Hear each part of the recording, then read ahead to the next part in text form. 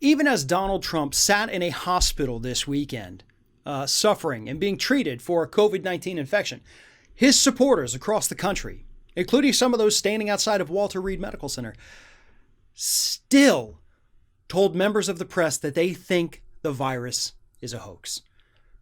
According to a report this weekend from The Guardian,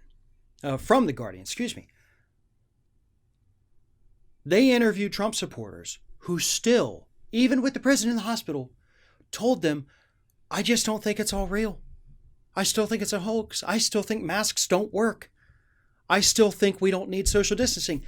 And it wasn't just the everyday average Trump supporter out there in middle America. You had members of the Republican Party going on television, people like Matt Gaetz, my idiot congressman, who went on multiple different media outlets to say, this is all proof that masks don't work, that social distancing doesn't work.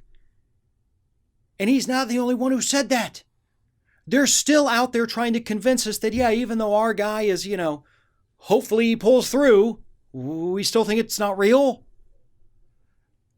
That's the worst of the worst. The people who look at the situation and still say, no, that's not real. I don't believe it. I don't buy it. Nope, not happening. I'm not even going to look at you because you're lying. That's what the Trump supporters are doing right now. So that's the most extreme of it.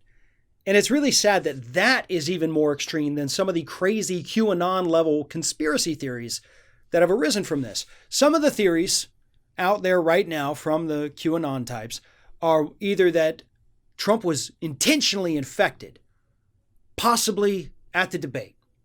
You have had Republicans, running for Congress, who have tried to put out there in the ether that, isn't it weird that this isn't affecting any Democrats and it's only going to all the Republicans? No, when you have one party that openly goes on TV and says it's a hoax or masks don't work or that this is why no, it's not surprising at all. You have one party that's made up entirely of morons and another party that says maybe we should trust people that are smarter than us. There's really no shock there. The shock is that you're shocked. And then, of course, you have the actual QAnon people who think that Trump doesn't have it. And it's not just like some of the folks on the left who are spreading conspiracy theories, and these are nobodies. It's not actual people of substance, people of note on the left spreading conspiracies. Their thing is that Trump doesn't have it, he's doing it for sympathy. QAnon thinks Trump doesn't have it at all, but they have moved him to the hospital to keep him safe from the deep state.